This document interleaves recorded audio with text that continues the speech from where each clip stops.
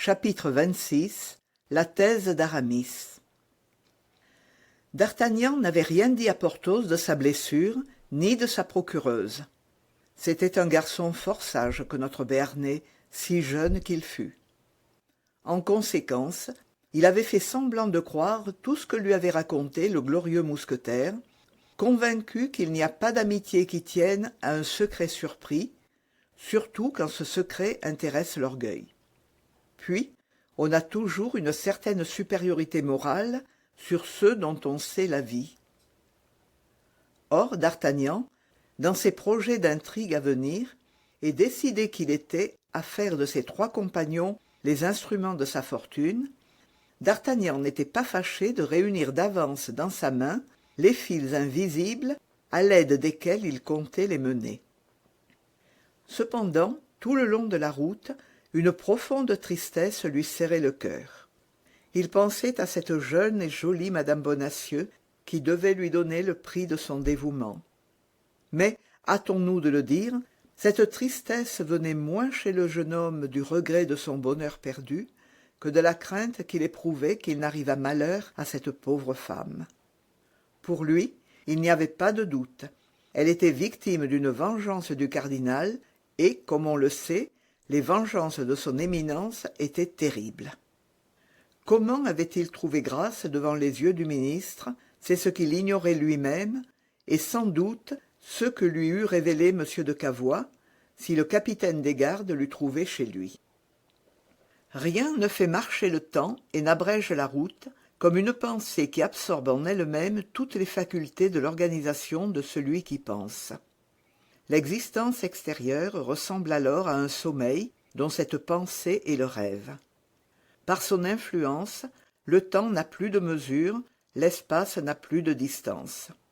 On part d'un lieu et l'on arrive à un autre, voilà tout.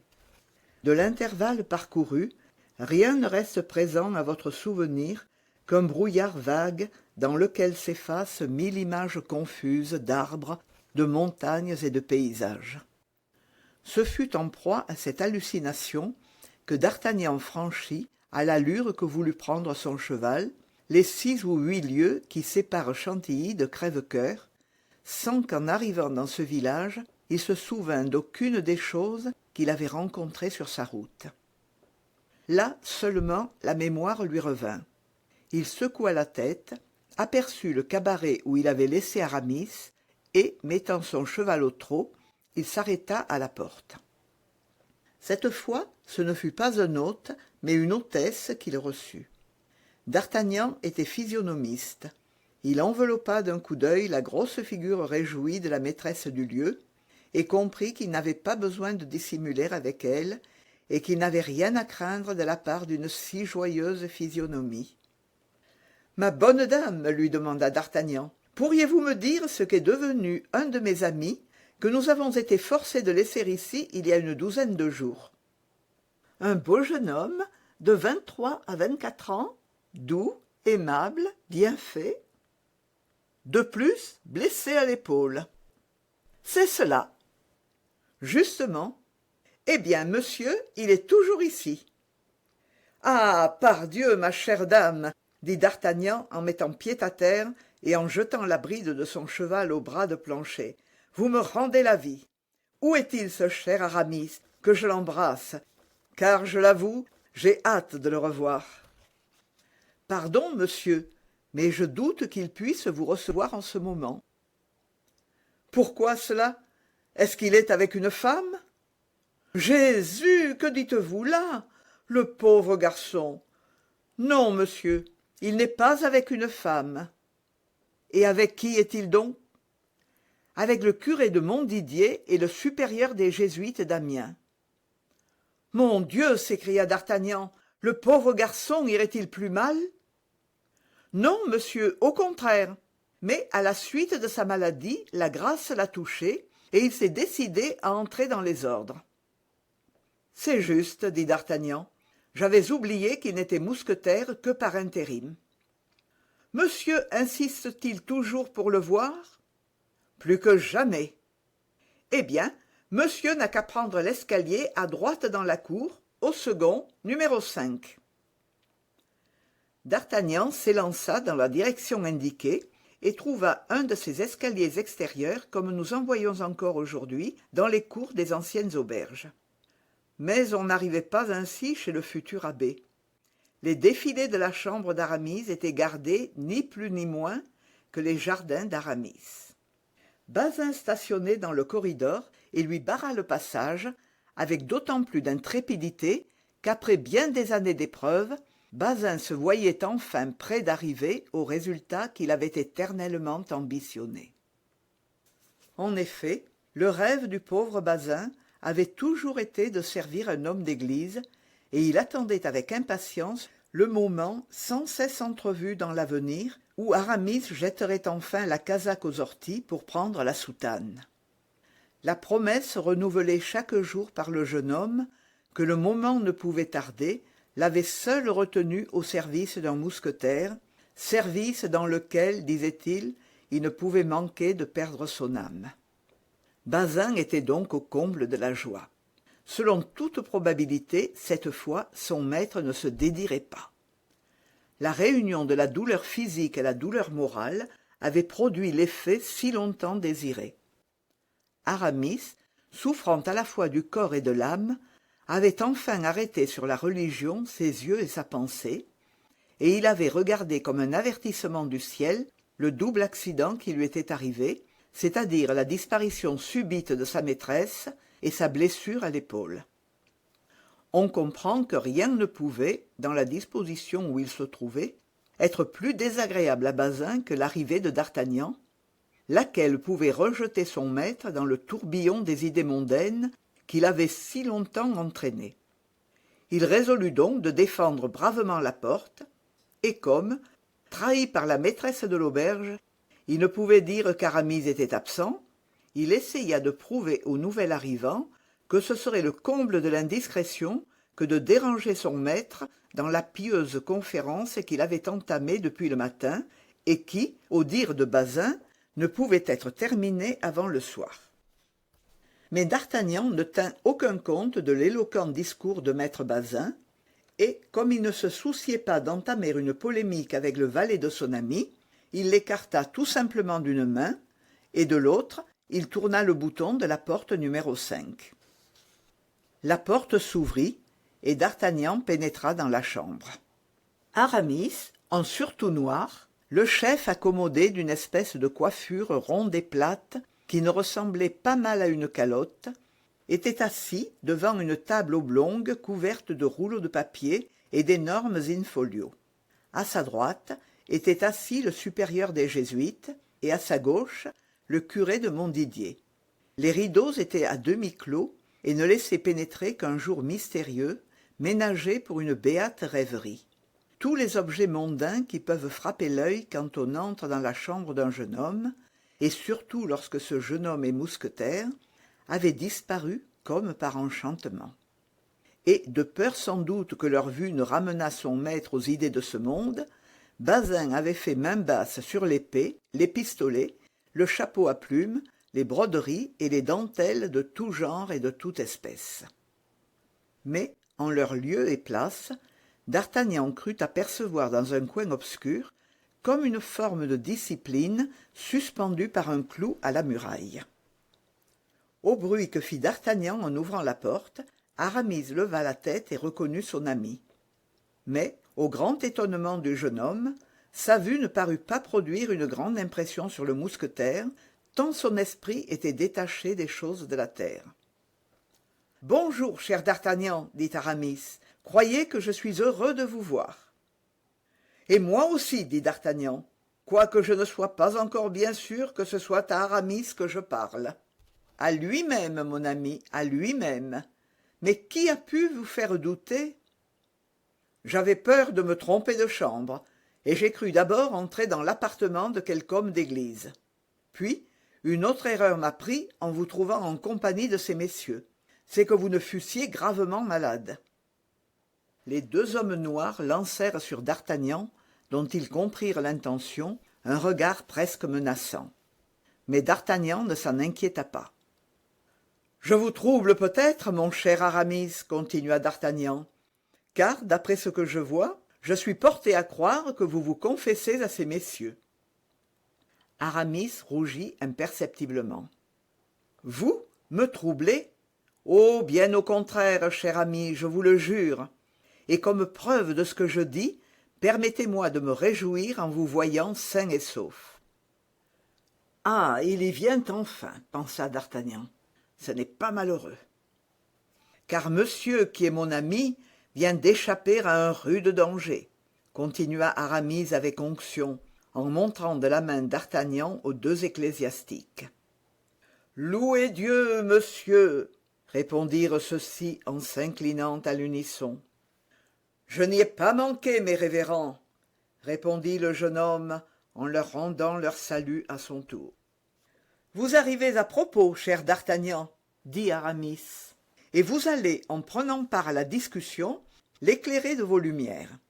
Monsieur le principal d'Amiens, monsieur le curé de Montdidier et moi, nous argumentons sur certaines questions théologiques dont l'intérêt nous captive depuis longtemps. Je serais charmé d'avoir votre avis. »« L'avis d'un homme d'épée est bien dénué de poids, » répondit d'Artagnan qui commençait à s'inquiéter de la tournure que prenaient les choses.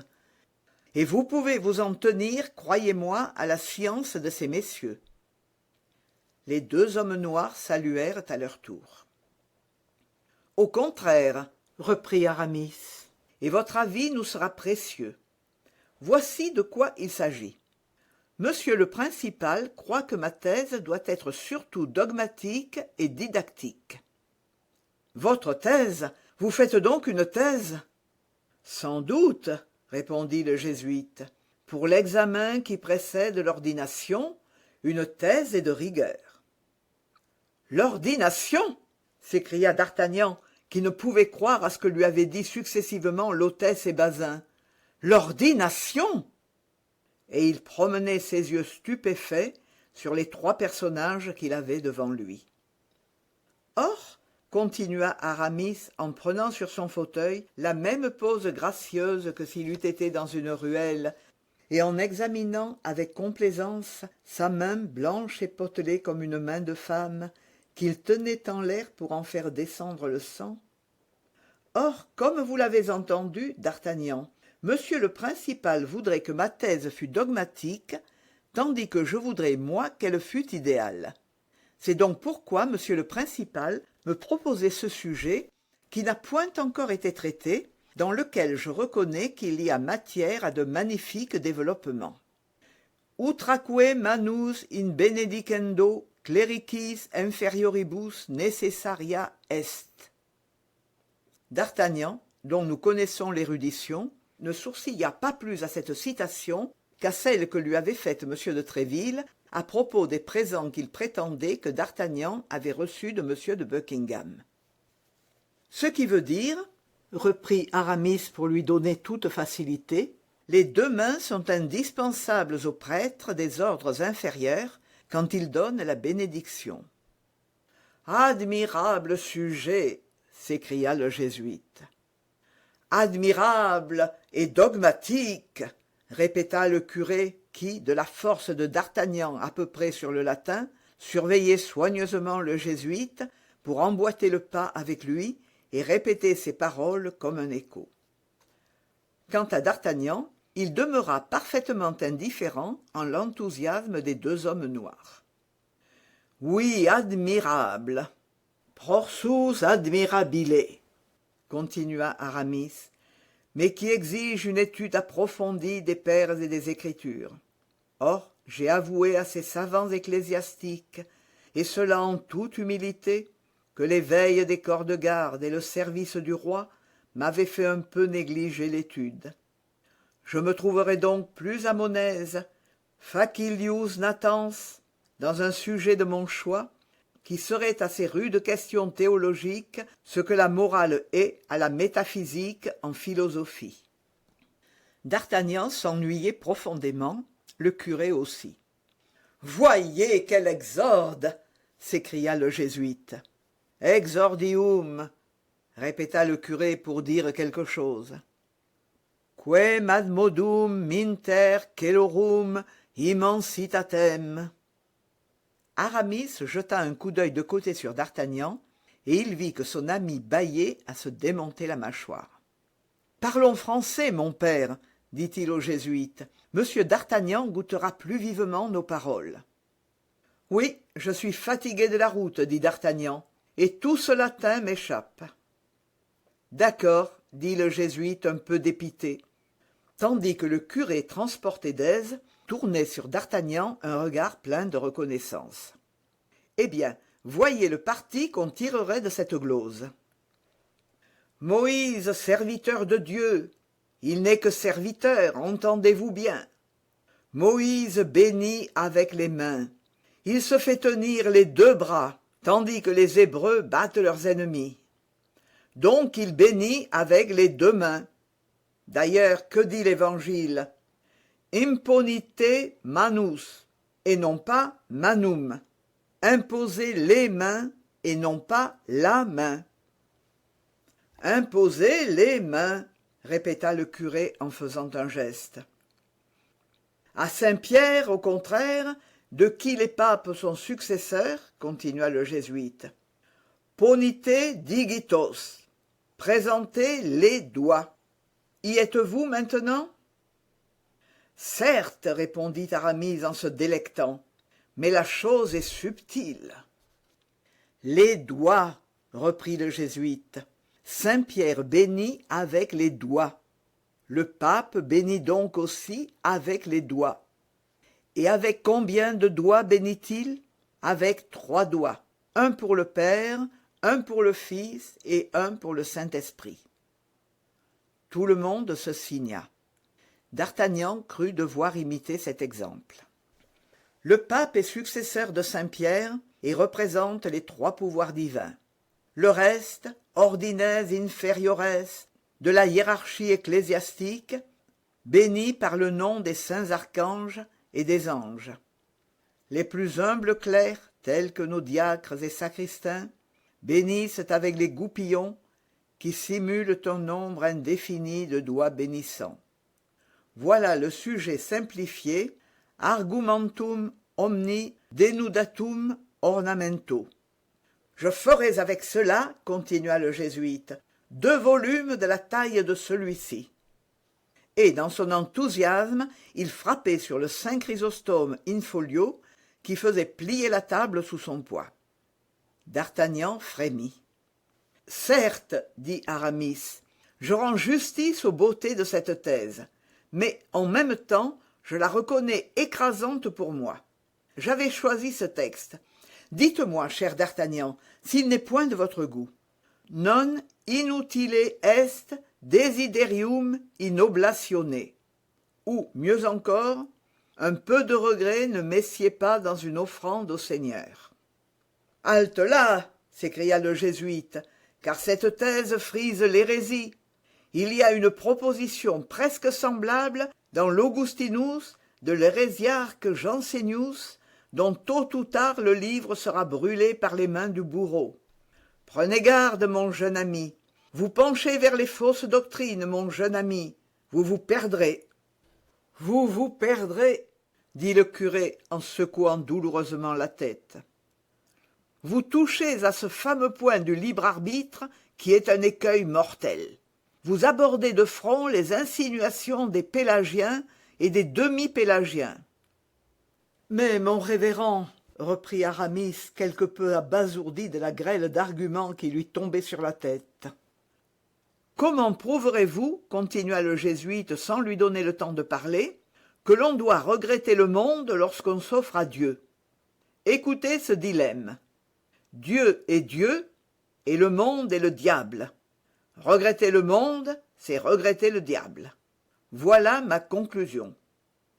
C'est la mienne aussi, dit le curé. Mais de grâce, dit Aramis.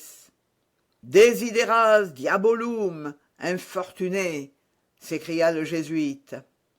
Il regrette le diable. Ah, mon jeune ami, reprit le curé en gémissant, ne regrettez pas le diable, c'est moi qui vous en supplie. D'Artagnan tournait à l'idiotisme. Il lui semblait être dans une maison de fous, et qu'il allait devenir fou comme ceux qu'il voyait. Seulement, il était forcé de se taire, ne comprenant point la langue qui se parlait devant lui. Mais écoutez-moi donc, reprit Aramis avec une politesse sous laquelle commençait à percer un peu d'impatience. Je ne dis pas que je regrette. Non, je ne prononcerai jamais cette phrase qui ne serait pas orthodoxe. Le jésuite leva les bras au ciel et le curé en fit autant. Non, mais convenez au moins qu'on a mauvaise grâce de n'offrir au Seigneur que ceux dont on est parfaitement dégoûté. Ai-je raison, d'Artagnan? Je le crois par Dieu bien, s'écria celui-ci. Le curé et le jésuite firent un bond sur leurs chaises. Voici mon point de départ. C'est un syllogisme. Le monde ne manque pas d'attrait. Je quitte le monde, donc je fais un sacrifice. Or, l'Écriture dit positivement « Faites un sacrifice au Seigneur ». Cela est vrai, dirent les antagonistes. Et puis, continua Aramis, en se pinçant l'oreille pour la rendre rouge, comme il se secouait les mains pour les rendre blanches, et puis j'ai fait certains rondeaux là-dessus que je communiquai à monsieur Voiture l'an passé, et duquel ce grand homme m'a fait 1000 compliments. Un rondeau, fit dédaigneusement le jésuite. Un rondeau, dit machinalement le curé. Dites, dites, s'écria d'Artagnan, cela nous changera quelque peu. Non, car il est religieux, répondit Aramis, et c'est de la théologie en vers. Diable, fit d'Artagnan. Le voici, dit Aramis d'un petit air modeste qui n'était pas exempt d'une certaine teinte d'hypocrisie. Vous qui pleurez un passé plein de charmes et qui traînez des jours infortunés, tous vos malheurs se verront terminés quand à Dieu seul vous offrirez vos larmes, vous qui pleurez. D'Artagnan et le curé parurent flattés. Le jésuite persista dans son opinion. Gardez-vous du goût profane dans le style théologique. Que dit en effet saint Augustin? Severus sit clericorum sermo. Oui, que le sermon soit clair, dit le curé. Or, se hâta d'interrompre le jésuite en voyant que son acolyte se fourvoyait. Or, votre thèse plaira aux dames, voilà tout. Elle aura le succès d'une plaidoirie de maître Patru. « Plaise à Dieu !» s'écria Aramis transporté. « Vous le voyez, s'écria le jésuite, le monde parle encore en vous à haute voix. Altissima voce, vous suivez le monde, mon jeune ami, et je tremble que la grâce ne soit point efficace. Rassurez-vous, mon révérend, je réponds de moi. Présomption mondaine! Je me connais, mon père, ma résolution est irrévocable. Alors, vous vous obstinez à poursuivre cette thèse. Je me sens appelé à traiter celle-là et non pas une autre. Je vais donc la continuer, et demain j'espère que vous serez satisfait des corrections que j'y aurai faites d'après vos avis. Travaillez lentement, dit le curé. Nous vous laissons dans des dispositions excellentes. Oui, le terrain est tout ensemencé, dit le jésuite, et nous n'avons pas à craindre qu'une partie du grain soit tombée sur la pierre, l'autre le long du chemin, et que les oiseaux du ciel aient mangé le reste. Aves celi, cosnederunt illam. Que la peste t'étouffe avec ton latin, dit d'Artagnan, qui se sentait au bout de ses forces. Adieu, mon fils, dit le curé, à demain. À demain, jeune téméraire, dit le jésuite. Vous promettez d'être une des lumières de l'Église. Veuille le ciel que cette lumière ne soit pas un feu dévorant.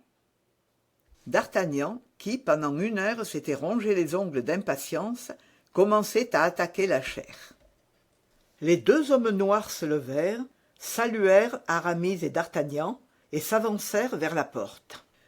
Bazin, qui s'était tenu debout et qui avait écouté toute cette controverse avec une pieuse jubilation, s'élança vers eux, prit le bréviaire du curé, le missel du jésuite, et marcha respectueusement devant eux pour leur frayer le chemin. Aramis les conduisit jusqu'au bas de l'escalier, et remonta aussitôt près de d'Artagnan qui rêvait encore. Restés seuls, les deux amis gardèrent d'abord un silence embarrassé. Cependant, il fallait que l'un des deux le rompît le premier. Et comme d'Artagnan paraissait décidé à laisser cet honneur à son ami, « Vous le voyez, dit Aramis, vous me trouvez revenu à mes idées fondamentales. » « Oui, la grâce efficace vous a touché, comme disait ce monsieur tout à l'heure. »« Oh, ces plans de retraite sont formés depuis longtemps, et vous m'en avez déjà ouï parler, n'est-ce pas, mon ami ? » ?»« Sans doute, mais je vous avoue que j'ai cru que vous plaisantiez. »« Avec ces sortes de choses, oh, d'Artagnan !»« Dame, on plaisante bien avec la mort. » »« Et l'on a tort, d'Artagnan, car la mort, c'est la porte qui conduit à la perdition ou au salut. »« D'accord, mais s'il vous plaît, ne théologisons pas, Aramis. Vous devez en avoir assez pour le reste de la journée. Quant à moi, j'ai à peu près oublié le peu de latin que je n'ai jamais su. Puis, je vous l'avouerai, je n'ai rien mangé depuis ce matin 10 heures, et j'ai une faim de tous les diables. Nous dînerons tout à l'heure, cher ami. Seulement, vous vous rappellerez que c'est aujourd'hui vendredi. Or, dans un pareil jour, je ne puis ni voir ni manger de la chair. Si vous voulez vous contenter de mon dîner, il se compose de tétragones cuits et de fruits. »« Qu'entendez-vous par tétragones ? » demanda d'Artagnan avec inquiétude. « J'entends des épinards, » reprit Aramis. « Mais pour vous, j'ajouterai des œufs, et c'est une grave infraction à la règle, car les œufs sont viande, puisqu'ils engendrent le poulet. Ce festin n'est pas succulent, mais n'importe. Pour rester avec vous, je le subirai. »« Je vous suis reconnaissant du sacrifice, » dit Aramis. « Mais s'il ne profite pas à votre corps, il profitera, soyez-en certains, à votre âme. » Ainsi, décidément, Aramis, vous entrez en religion. Que vont dire nos amis? Que va dire M. de Tréville? Ils vous traiteront de déserteur, je vous en préviens. Je n'entre pas en religion, j'y rentre. Cette église que j'avais désertée pour le monde, car vous savez que je me suis fait violence pour prendre la casaque de mousquetaire. Moi, je n'en sais rien. Vous ignorez comment j'ai quitté le séminaire? Tout à fait. Voici mon histoire. D'ailleurs, les Écritures disent « Confessez-vous les uns aux autres ». Et je me confesse à vous, d'Artagnan. Et moi, je vous donne l'absolution d'avance. Vous voyez que je suis bonhomme. Ne plaisantez pas avec des choses saintes, mon ami. Alors, dites, je vous écoute. J'étais donc au séminaire depuis l'âge de 9 ans, j'en avais 20 dans 3 jours, j'allais être abbé et tout était dit. Un soir que je me rendais, selon mon habitude, dans une maison que je fréquentais avec plaisir, on est jeune, que voulez-vous, on est faible. Un officier qui me voyait d'un œil jaloux lire les vies de saints à la maîtresse de maison, entra tout à coup et sans être annoncé. Justement, ce soir-là, j'avais traduit un épisode de Judith, et je venais de communiquer mes vers à la dame qui me faisait toutes sortes de compliments, et, penchée sur mon épaule, les relisait avec moi. La pose, qui était quelque peu abandonnée, je l'avoue, blessa cet officier. Il ne dit rien, mais lorsque je sortis, il sortit derrière moi et, me rejoignant, « Monsieur l'abbé, dit-il, aimez-vous les coups de canne ?»« Je ne puis le dire, monsieur, répondis-je, personne n'ayant jamais osé m'en donner. »« Eh bien, écoutez-moi, monsieur l'abbé, si vous retournez dans la maison où je vous ai rencontré ce soir, j'oserai, moi. » Je crois que j'eus peur. Je devins fort pâle, je sentis les jambes qui me manquaient, je cherchais une réponse que je ne trouvais pas, je me tus. L'officier attendait cette réponse, et voyant qu'elle tardait, il se mit à rire, me tourna le dos et rentra dans la maison. Je rentrai au séminaire. Je suis bon gentilhomme, et j'ai le sang vif, comme vous avez pu le remarquer, mon cher d'Artagnan. L'insulte était terrible, et tout inconnue qu'elle était restée au monde, je la sentais vivre et remuer au fond de mon cœur. Je déclarai à mes supérieurs que je ne me sentais pas suffisamment préparé pour l'ordination, et, sur ma demande, on remit la cérémonie à 1 an. J'allais trouver le meilleur maître d'armes de Paris. Je fis condition avec lui pour prendre une leçon d'escrime chaque jour, et chaque jour, pendant 1 année, je pris cette leçon. Puis, le jour anniversaire de celui où j'avais été insulté, j'accrochai ma soutane à un clou, je pris un costume complet de cavalier, et je me rendis à un bal que donnait une dame de mes amies, et où je savais que devait se trouver mon homme. C'était rue des Francs-Bourgeois, tout près de la Force. En effet, mon officier y était. Je m'approchai de lui, comme il chantait un lait d'amour en regardant tendrement une femme, et je l'interrompis au beau milieu du second couplet. « Monsieur, lui dis-je, vous déplaît-il toujours que je retourne dans certaines maisons de la rue Payenne, et me donnerez-vous encore des coups de canne s'il me prend fantaisie de vous désobéir ?» L'officier me regarda avec étonnement, puis il dit « Que me voulez-vous, monsieur? Je ne vous connais pas. » « Je suis, répondis-je, le petit abbé qui lit les vies des saints et qui traduit Judith en vers. »« Ah ah, je me rappelle, fit l'officier en goguenardant. Que me voulez-vous? » « Je voudrais que vous eussiez le loisir de venir faire un tour de promenade avec moi. »« Demain matin, si vous le voulez bien, ce sera avec le plus grand plaisir. »« Non, pas demain matin, s'il vous plaît, tout de suite. »« Si vous l'exigez absolument. »« Mais oui, je l'exige. »« Alors, sortons. »« Mesdames, dit l'officier, ne vous dérangez pas. Le temps de tuer monsieur seulement, et je reviens vous achever le dernier couplet. » Nous sortîmes. Je le menai rue Payenne, juste à l'endroit où, 1 an auparavant, heure pour heure, il m'avait fait le compliment que je vous ai rapporté. Il faisait un clair de lune superbe. Nous mîmes l'épée à la main, et, à la première passe, je le tuai roide. « Diable !» fit d'Artagnan. Or, continua Aramis, comme les dames ne virent pas revenir leur chanteur, et qu'on le trouva rue Payenne avec un grand coup d'épée au travers du corps, on pensa que c'était moi qui l'avais accommodé ainsi, et la chose fit scandale. Je fus donc pour quelque temps forcé de renoncer à la soutane. Athos, dont je fis la connaissance à cette époque, et Porthos, qui m'avait, en dehors de mes leçons d'escrime, appris quelques bottes gaillardes, me décidèrent à demander une casaque de mousquetaire. Le roi avait fort aimé mon père, tué au siège d'Arras, et l'on m'accorda cette casaque. Vous comprenez donc qu'aujourd'hui, le moment est venu pour moi de rentrer dans le sein de l'Église. Et pourquoi aujourd'hui plutôt qu'hier et que demain? Que vous est-il donc arrivé aujourd'hui qui vous donne de si méchantes idées? Cette blessure, mon cher d'Artagnan, m'a été un avertissement du ciel. Cette blessure? Bah, elle est à peu près guérie, et je suis sûr qu'aujourd'hui ce n'est pas celle-là qui vous fait le plus souffrir. Et laquelle? Demanda Aramis en rougissant. Vous en avez une au cœur, Aramis, une plus vive et plus sanglante, une blessure faite par une femme. L'œil d'Aramis étincela malgré lui. Ah, dit-il en dissimulant son émotion sous une feinte négligence, ne me parlez pas de ces choses-là. Moi, penser à ces choses-là, avoir des chagrins d'amour? Vanitas vanitatum. Me serais-je donc, à votre avis, retourné la cervelle? Et pour qui? Pour quelque grisette? Pour quelque fille de chambre, à qui j'aurais fait la cour dans une garnison? Fi! Pardon, mon cher Aramis, mais je croyais que vous portiez vos visées plus haut. Plus haut? Et que suis-je pour avoir tant d'ambition?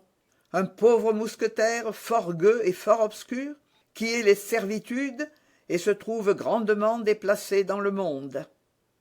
Aramis, Aramis, s'écria d'Artagnan en regardant son ami avec un air de doute. Poussière, je rentre dans la poussière. La vie est pleine d'humiliation et de douleur, continua-t-il en s'assombrissant. Tous les fils qui la rattachent au bonheur se rompent tour à tour dans la main de l'homme. surtout les fils d'or. Oh, mon cher d'Artagnan, reprit Aramis en donnant à sa voix une légère teinte d'amertume, croyez-moi, cachez bien vos plaies quand vous en aurez. Le silence est la dernière joie des malheureux. Gardez-vous de mettre qui que ce soit sur la trace de vos douleurs. Les curieux pompent nos larmes comme les mouches font du sang d'un daim blessé. Hélas, mon cher Aramis, dit D'Artagnan en poussant à son tour un profond soupir, c'est mon histoire à moi-même que vous faites là. Comment? Oui, une femme que j'aimais, que j'adorais, vient de m'être enlevée de force. Je ne sais pas où elle est, où on l'a conduite. Elle est peut-être prisonnière, elle est peut-être morte. Mais vous avez au moins la consolation de vous dire qu'elle ne vous a pas quitté volontairement, que si vous n'avez point de ses nouvelles, c'est que toute communication avec vous lui est interdite, tandis que... Tandis que... Rien, reprit Aramis, rien. Ainsi, vous renoncez à jamais au monde, c'est un parti pris, une résolution arrêtée. À tout jamais, vous êtes mon ami aujourd'hui, demain vous ne serez plus pour moi qu'une ombre. Ou plutôt même, vous n'existerez plus. Quant au monde, c'est un sépulcre, et pas autre chose. Diable, c'est fort triste ce que vous me dites là. Que voulez-vous? Ma vocation m'attire, elle m'enlève.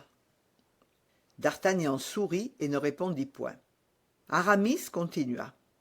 Et cependant, tandis que je tiens encore à la terre, j'eusse voulu vous parler de vous, de nos amis.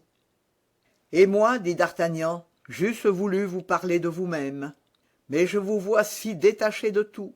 Les amours, vous en faites fi. Les amis sont des ombres, le monde est un sépulcre. Hélas, vous le verrez par vous-même, dit Aramis avec un soupir. N'en parlons donc plus, dit D'Artagnan, et brûlons cette lettre qui, sans doute, vous annonçait quelque nouvelle infidélité de votre grisette ou de votre fille de chambre. Quelle lettre? S'écria vivement Aramis. Une lettre qui était venue chez vous en votre absence et qu'on m'a remise pour vous. Mais de qui cette lettre? Ah, de quelque suivante éplorée, de quelque grisette au désespoir, la femme de chambre de madame de Chevreuse peut-être, qui aura été obligée de retourner à Tours avec sa maîtresse, et qui, pour se faire pimpante, aura pris du papier parfumé et aura cacheté sa lettre avec une couronne de duchesse. Que dites-vous là? Tiens, je l'aurais perdue, dit sournoisement le jeune homme en faisant semblant de chercher. Heureusement que le monde est un sépulcre, que les hommes et par conséquent les femmes sont des ombres, que l'amour est un sentiment dont vous faites fi. « Ah, D'Artagnan, D'Artagnan !» s'écria Aramis, « tu me fais mourir !»« Enfin, la voici !» dit D'Artagnan. Et il tira la lettre de sa poche. Aramis fit un bond, saisit la lettre, la lut, ou plutôt la dévora.